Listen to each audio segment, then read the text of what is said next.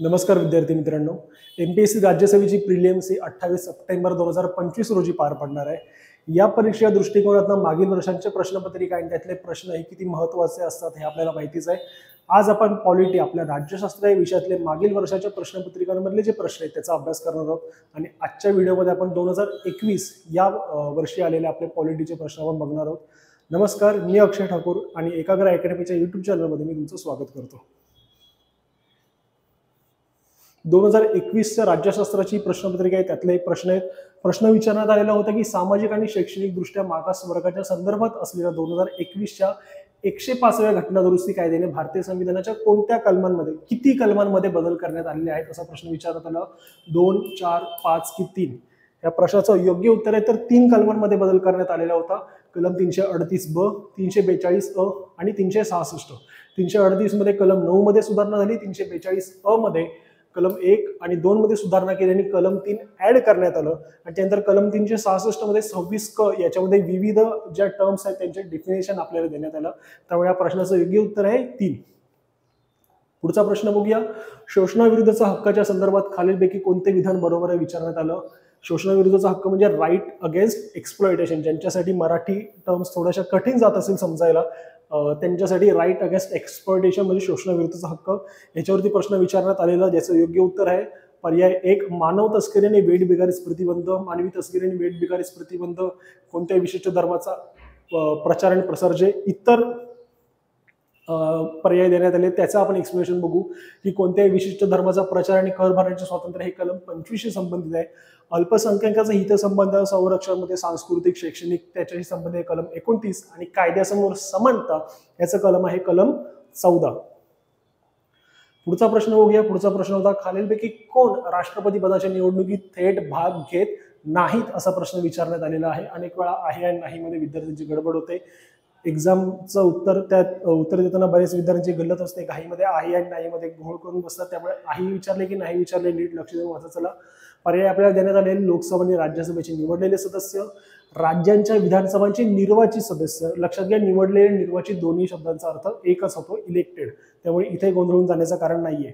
जर निर्वाचित शब्द जर मराठी विद्यार्थ्यांना नवीन असेल कारण निर्वाचन निर्वाचित हा शब्द हिंदी आहे आणि त्याचा अर्थ जर तुम्हाला माहिती नसेल तर मी अनेक वेळा विद्यार्थ्यांना लेक्चरमध्ये सांगत असतो की खाली जे इंग्लिश ट्रान्सलेशन दिलेलं आहे त्याच्याकडे लक्ष टाकत चला. बघा दोन्हीकडे इलेक्टेड आणि इलेक्टेड हाच शब्द आहे. त्यामुळे निवडलेले आणि निर्वाचित या दोन्ही शब्दांचा अर्थ एकच होतो. त्यानंतर पर्याय तिसरा आहे की दिल्ली आणि पुडुचेरी या केंद्रशासित प्रदेशांच्या विधानसभांचे निर्वाचित सदस्य का पर्याय डी राज्य विधान परिषदांचे निवडलेले आणि नामनिर्देशित सदस्य. मागे जर आपण राष्ट्रपती या टॉपिकवरती आपण 2 व्हिडिओ बनवले होते आपल्या युट्यूबवरती अपलोडेड आहेत.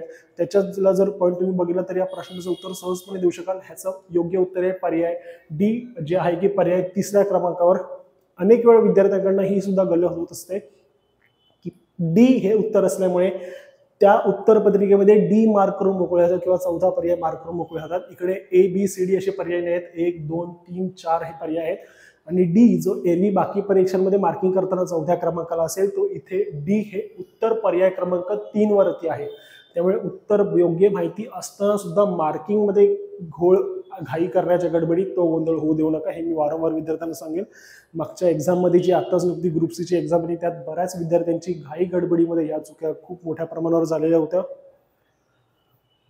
एक्सप्लेनेशन मी तुम्हाला सांगितलेलं आहे की एक्झॅक्टली डी हे उत्तर काय आहे ते सुद्धा देण्यात आलेलं आहे. आणि शिवाय राष्ट्रपती या टॉपिकचा जर तुमचा अभ्यास झालेला असेल तर हा प्रश्न अत्यंत सोपा होता की राष्ट्रपती पदाच्या निवडणुकीत कोण भाग घेऊ शकत नाही, कोण त्यांच्या मतमंडळात सामील नाही.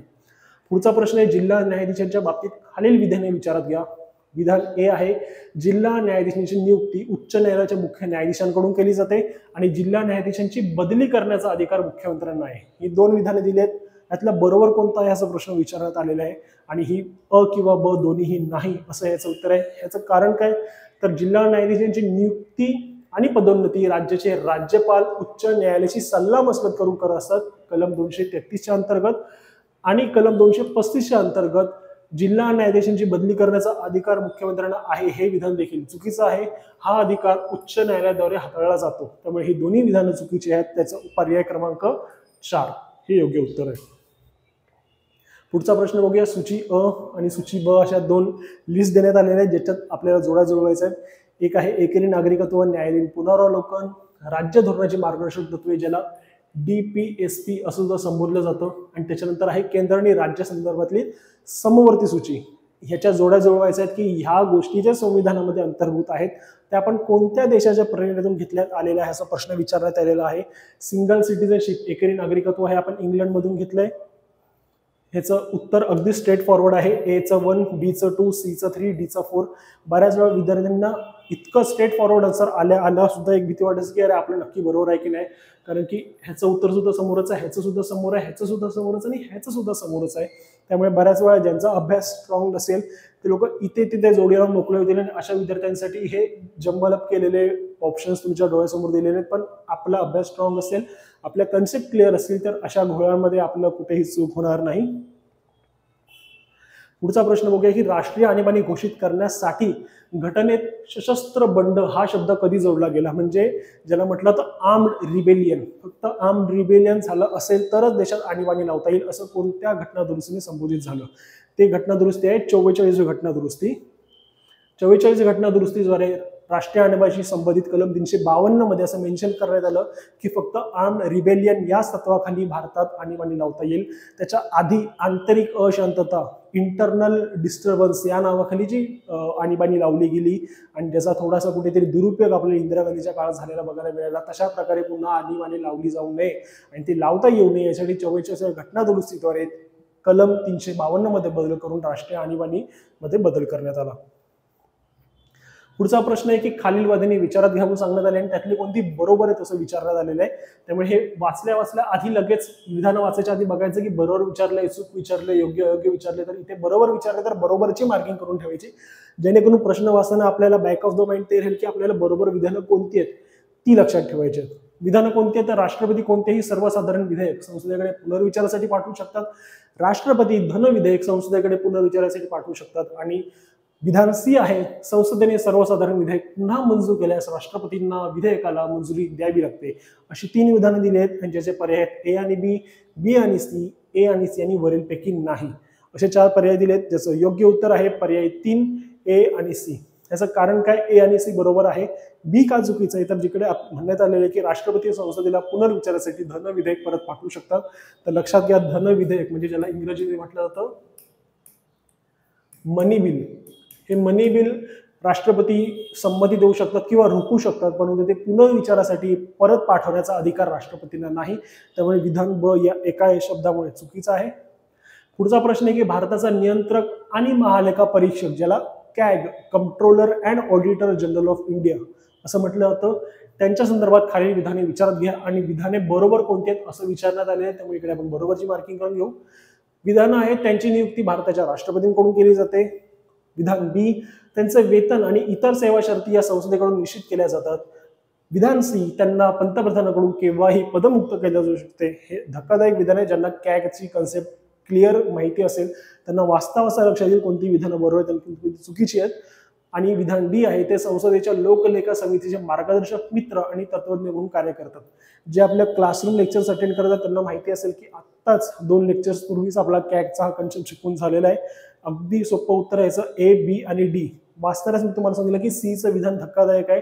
C हे विधानच संपूर्णपणे चुकीची आहे, कारण पंतप्रधान त्यांना कधीही पदावरून काढू शकतात असं शक्यच नाही, कारण त्यांना त्यांच्या जॉबची, त्यांच्या पोस्टची, टेन्युअरला त्यांची सिक्युरिटी देण्यात आलेली आहे. पंतप्रधान त्यांना कधीही पदावरून दूर करू शकत नाहीत. त्यांना पदावरून हटवण्यासाठी जशी जजेसना, जशी न्यायाधीशांना पदावरून हटवण्याची इम्पिचमेंट प्रोसेस असते, महाभियोग प्रक्रिया असते, तशाच प्रकारची प्रोसेस त्यांना पदावरून हटवण्यासाठी करावी लागते. पंतप्रधान त्यांना पदावरून हटवू शकत नाही, कारण त्यांना सरकारच्या खर्चावर नियंत्रण आणि निरीक्षण ठेवण्याचं काम असतं. त्यामुळे त्यांच्या पोस्टला सरकारकडून सिक्युरिटी देण्यात आलेली आहे. प्रश्न 79 आहे, खालील विधाने विचारात घ्या आणि पुन्हा एकदा इकडे बरोबर विधानच विचारलेली आहेत. A विधान आहे, विधान परिषद हे स्थायी सभागृह आहे, बरोबर. विधान B, राज्यपाल विधान परिषदेचे पदसिद्ध अध्यक्ष असतात, अत्यंत चुकीचं विधान. आणि काही नामनिर्देशित सदस्य सोडल्यास विधान परिषदेचे सदस्य अप्रत्यक्ष पद्धतीने निवडले जातात. आता या विधानाबाबत कुठेतरी आपल्याला थोडासा विचार करावा लागेल, ज्यांचा विधान परिषदेची कन्सेप्ट क्लिअर नसेल. पण विधान B मध्ये आपण लक्षात घेऊ शकतो, राज्यपाल विधान परिषदेचे काय कुठलेच सभागृहाचे पदसिद्ध अध्यक्ष नसतात, केंद्रात पदसिद्ध अध्यक्ष असतात. दुसऱ्या सभागृहाचे म्हणजे राज्यसभेचे ते कोण असतात, तर उपराष्ट्रपती हे राज्यसभेचे पदसिद्ध सभापती असतात. राज्यात असं कोणत्याही सभागृहाचं पदसिद्ध अध्यक्ष किंवा सभापती असण्याची क्षमता किंवा कोणत्याही प्रकारची तरतूद आपल्याकडे नाही. आणि पर्याय सी, विधान सी जो देण्यात आलेला आहे तो बरोबर आहे, कारण काही नामनिर्देशित सदस्य वगळता विधान परिषदेचे सदस्य अप्रत्यक्षपणे निवडले जातात. काही नामनिर्देशित सदस्य म्हणजे आपल्या महाराष्ट्रातली विधान परिषदेची जी स्ट्रेंथ आहे ती आहे 78 सदस्यांची, ज्याच्यातले 12 हे आपल्या राज्यपालांकडनं नियुक्त केले जात असतात. इतर जे आहे त्यांची अप्रत्यक्ष निवड होत असते. अप्रत्यक्ष याचा अर्थ का, तर त्यात आपण सामान्य नागरिक म्हणून थेटपणे निवडणुकीत भाग घेत नाही, त्यांना निवडून देत नाही किंवा मतदान त्यांना निवडून येण्यासाठी करत नाही, तर आपण निवडून दिलेले इतर जे नगरसेवक असतात, स्थानिक स्वराज्य संस्थांचे प्रतिनिधी असतात किंवा जे शिक्षक आहेत, जे पदवीधर आहेत, अशा लोकांकडनं ते आपले प्रतिनिधी निवडले जातात आणि ती विधान परिषदेमध्ये बसत असतात. त्यानंतर ए आणि बीचं तर विधान, ए आणि सी विधान हे बरोबरच होतं जे आपण वाचलं होतं. विधान परिषदेच्या संदर्भातली अधिक माहितीकडे देण्यात आली. विधान परिषद प्रत्येक राज्यात असतेच असे नाही. कलम 169च्या अंतर्गत ती तयार केली जाते. 6 वर्षांच्या कार्यकाळासाठी सदस्य निवडले जातात आणि दर 2 वर्षांनी त्यातले 1/3 सदस्य हे निवृत्त होत असतात. आणि आपल्या विधान परिषदेत शिक्षक, पदवीधर, स्थानिक स्वराज्य संस्था आणि विधानसभा यांच्यातून सदस्य निवडून असतात, तर काही राज्यपाल नियुक्त असतात. आणि मनी बिलवर बोलण्याचा, मनी बिलवर मत मांडण्याचा विधान परिषदेला काही अधिकार नसतो. ते फक्त चर्चा करू शकतात, परंतु ते मनी बिल राज्याचं रोखून ठेवू शकत नाही. पुढचा प्रश्न आहे, जम्मू आणि काश्मीर राज्य मानवी हक्क आयोगाचे अस्तित्व डॅश या दिवशी संपले. जम्मू आणि काश्मीर राज्य मानवी हक्क आयोगाचे अस्तित्व कोणत्या दिवशी संपले असं विचारण्यात आलेलं आहे. आणि ह्याचं उत्तर अर्थातच 31 ऑक्टोबर 2019 पासून जम्मू आणि काश्मीर राज्य मानवाधिकार आयोगाचे हक्क संपुष्टात आले. याचं कारण असं की जम्मू आणि काश्मीर पुनर्रचना कायदा 2019च्या अंतर्गत जम्मू आणि काश्मीर राज्याचे 2 केंद्रशासित प्रदेशांमध्ये विभाजन झाले. जम्मू आणि काश्मीर असा एक केंद्रशासित प्रदेश आणि लडाख हा एक वेगळा केंद्रशासित प्रदेश, आणि असे 2 केंद्रशासित प्रदेशांचे निर्मिती वेगळी करण्यात आली. हे केंद्रशासित प्रदेश असल्यामुळे ह्यांचा जो काही कामाचा आवाका आहे तो राज्य मानवाधिकार आयोगाकडे न राहता तो गेला राष्ट्रीय मानवाधिकार आयोगाकडे, म्हणजे नॅशनल ह्युमन राईट्स कमिशन NHRCच्या अखत्यारीत तो गेला, कारण का ते केंद्रशासित प्रदेश आहेत. पुढचा प्रश्न आहे की भारतीय राज्यघटनेतील 1992च्या 74व्या घटना दुरुस्ती कायद्याप्रमाणे शहरी भागात किंवा शहरी भारतात किती प्रकारच्या नगरपालिका आहेत असा प्रश्न विचारलेला आहे. तर नगरपालिका ही 3 प्रकारच्या, एक आहे नगरपंचायत, दुसरी नगर परिषद आणि तिसरी आहे महानगरपालिका. नगरपंचायत ही संक्रमणशील क्षेत्रांसाठी, म्हणजे जे आधी ग्रामीण भाग होता जो आता शहरी भागाकडे कुठेतरी रूपांतरित होत चाललाय, अशा ठिकाणी सुरुवातीला नगरपंचायत बनली जाते. त्याच्यानंतर जेव्हा लोकसंख्या वाढत येते तेव्हा तिकडे बनते नगर परिषद, आणि जेव्हा लोकसंख्या अधिक वाढते आणि त्याचा आवाका मोठा होतो आणि एक मोठं शहर निर्माण होतं तेव्हा त्या ठिकाणी बनत असते महानगरपालिका, जी आपल्या मुंबई आणि आसपासच्या परिसरात आपण नक्कीच बघत आहोत. महाराष्ट्र विधान परिषदेला कोणत्या वर्षी 50 वर्षे पूर्ण झाली असा प्रश्न विचारलेला आहे. आणि अर्थात बऱ्याच विद्यार्थ्यांनी ह्याचं उत्तर त्या वर्षी 1960ला महाराष्ट्र राज्याची निर्मिती झाली, तर 50 वर्ष कधी होणार सर? 2010ला. आणि थेटपणे पर्याय 2010 हे उत्तर देऊन मोकळे झाले, ज्याचं उत्तर अत्यंत चुकीचं आहे. मी महाराष्ट्र राज्य विधान परिषद ही संकल्पना राज्य विधिमंडळ या पॉईंटमध्ये शिकवलेली होती विद्यार्थ्यांना. आपल्या क्लासरूम विद्यार्थ्यांनी, आपल्या एकाग्र अकॅडमीच्या विद्यार्थ्यांनी मी कन्सेप्ट अजून डिटेलमध्ये समजवली होती की नेमकी विधान परिषद कधी स्थापन झाली होती.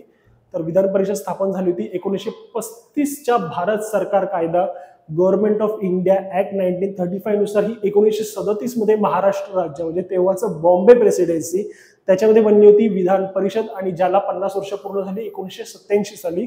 त्यामुळे 2010 हे अत्यंत चुकीचं उत्तर होतं. बऱ्याच विद्यार्थ्यांनी घाईघाईमध्ये उत्तर दिलं होतं, पण ज्यांनी कन्सेप्ट वाचली असेल, लक्षात असेल, शिकवताना लक्ष होतं असेल, किंवा ज्यांना वाचायची किंवा अभ्यास करायची राहून गेली त्यांचं बऱ्याच विद्यार्थ्यांचं त्यावेळी उत्तर चुकलेलं होतं. पण ह्याचं योग्य उत्तर आहे 1937 मध्ये स्थापन झाल्यामुळे 50 वर्ष 1987ला. पुढचा प्रश्न बघूया की शपथ किंवा प्रतिज्ञांचे नमुने भारतीय राज्यघटनेच्या कोणत्या अनुसूचीमध्ये समाविष्ट करण्यात आलेले आहेत? फॉर्म ऑफ ओथ्स और affirmations are included in which schedule of the Indian constitution असा प्रश्न विचारण्यात आलेला होता, ज्याचं उत्तर आहे तिसऱ्या अनुसूचीमध्ये समाविष्ट करण्यात आलेले होते शपथ घेण्याचे किंवा प्रकारांचे पत्रांचे प्रकार हे त्यात आहेत, ज्यात केंद्रीय मंत्री, संसद सदस्य, सर्वोच्च न्यायालयाचे न्यायाधीश, उच्च न्यायालयाचे न्यायाधीश आणि इतर विविध संवैधानिक पदांवर असणारे पदाधिकारी जे कोण असतात त्यांनी घ्यायची शपथ किंवा प्रतिज्ञेच्या स्वरूपाबद्दल विशेष माहिती या तिसऱ्या अनुसूचीमध्ये दिलेली आहे. आणि याच्या शपथविधी किंवा प्रतिज्ञापत्रांचे जे आर्टिकल्स आहेत, भारताचे केंद्रीय मंत्री आर्टिकल 75(4), संसद निवडणुकीचे उमेदवार किंवा संसद सदस्य आणि खासदार अनुच्छेद 99, सर्वोच्च न्यायालयाचे न्यायाधीश आर्टिकल 1246, नियंत्रक आणि महालेखा परीक्षक म्हणजे controller and auditor general of India CAG यांचा आर्टिकल आहे 1482, राज्यमंत्री आर्टिकल 1643 आणि राज्य विधिमंडळ निवडणुकीचे उमेदवार राज्य विधिमंडळ सदस्य म्हणजे आमदार यांचा आर्टिकल 188 आणि उच्च न्यायालयाचे न्यायाधीशांचा आर्टिकल आहे आर्टिकल 219. पुढचा प्रश्न बघूया आपण. भारताच्या मार्क्सवादी कम्युनिस्ट पक्ष म्हणजे CPIM, communist party of India Marxist, यांची स्थापना केव्हा झाली होती असा प्रश्न विचारण्यात आलेला आहे. प्रश्नाचं योग्य उत्तर आहे स्थापना झाली 1964 मध्ये. लक्षात घ्या, भारताचा कम्युनिस्ट पक्ष मार्क्सवादी याच्याविषयी माहिती विचारण्यात आली आहे. तरी हा भारतातील सर्वात क्रमांक 1चा कम्युनिस्ट भारतातला सर्वात कम्युनिस्ट राजकीय पक्ष आहे, ज्याची सदस्य संख्या आणि निवडणूक जागांच्या बाबतीत हा भारतातला सर्वात मोठा कम्युनिस्ट पक्ष आहे. आणि CPI मध्ये फूट पडल्यानंतर 31 ऑक्टोबर ते 7 नोव्हेंबर 1964 दरम्यान कलकत्ता येथे जे त्यांचं अधिवेशन झालं होतं, काँग्रेस हा शब्द अधिवेशन सुद्धा त्याचा अर्थ होता, त्यामुळे काँग्रेस पक्षशी संबंध लावून ह्याचा अर्थ घेऊन तर काँग्रेस म्हणजे अधिवेशन. तर या पक्षाचं जे कम्युनिस्ट पक्षाचं 7वं अधिवेशन पार पडलं होतं 31 ऑक्टोबर ते 7 नोव्हेंबर 1964 ला कलकत्ता येथे. त्या दरम्यान ही फूट झाली. CPIM हा एक वेगळा पक्ष स्थापन झाला जो आजच्या घडीला भारतातला सर्वात मोठा कम्युनिस्ट पक्ष आहे. पुढचा प्रश्न बघूया की लोकसभेच्या अध्यक्षांच्या संदर्भात खालील विधाने विचारात घ्या असं सांगण्यात आलेलं आहे. विधान A आहे राष्ट्रपतींची मर्जी असेपर्यंत ते आपल्या पदावर राहू शकतात. विधान B आहे त्यांच्या निवडीवेळी ते सभागृहाचे सदस्य असणे बंधनकारक नाही. आणि विधान C आहे ते संसदेच्या दोन्ही सभागृहांच्या संयुक्त अधिवेशनाचे अध्यक्षस्थान भूषवतात. आणि खालीलपैकी कोणती विधाने बरोबर आहेत असं आपल्याला विचारण्यात आलेलं आहे. विधान A चुकीचे आहे. राष्ट्रपतींच्या मर्जीपर्यंत पद असण्याचा संबंध नाही, कारण ते कोणत्याही मंजूर केलेल्या ठरावाद्वारे लोकसभेने मंजूर केलेल्या ठरावाद्वारे सर्व पदावर काढून टाकता येतं. विधान B सुद्धा चुकीचं आहे. का? कारण निवडीच्या वेळी तो सभागृहाचा सदस्य असण्याची आवश्यकता नाही असं नाही, कारण निवडीच्या वेळी लोकसभेचं अध्यक्षपद निवडला जो जातो तो लोकसभेच्या सदस्यांमधूनच निवडला जात असतो, त्यामुळे तो सदस्य नसताना अध्यक्षपद असण्याचा संबंधच नाही. फक्त विधान C बरोबर आहे, कारण भारतीय संविधानाच्या कलम 118(4) नुसार लोकसभा अध्यक्ष हे लोकसभा आणि राज्यसभाची जी जॉईंट सेटिंग होते, जी संयुक्त बैठक असते, त्याचं अध्यक्षस्थान भूषवण्याची जी जबाबदारी असते ती लोकसभा अध्यक्षांकडे असते. त्यामुळे ह्याचं उत्तर आहे फक्त पर्याय C. पर्याय तिसरा फक्त C बरोबर आहे. हे होते आपल्या 2021 या वर्षातल्या राज्यशास्त्र विषयांवर विचारले गेले प्रश्न, ज्यांचा आज आपण प्रश्न उत्तरांचा आपण सेशन घेतला. पुढच्या येणाऱ्या व्हिडिओमध्ये आपण टप्प्याटप्प्याने 2022, 2023 आणि 2024 या वर्षांमधले राज्यशास्त्राचे प्रश्न आपण डिस्कस करू. इतर विषयांवरचे सुद्धा 2021चे क्वेश्चन आन्सर डिस्कस झालेले आहेत, त्याचे व्हिडिओ सुद्धा तुम्ही YouTube चॅनलवर जाऊन त्याला भेट देऊन ते व्हिडिओ पाहू शकता. आजचा व्हिडिओ तुम्ही नक्की बघा आणि तुम्हाला कसा वाटला त्याची प्रतिक्रिया नक्की कळवा. धन्यवाद.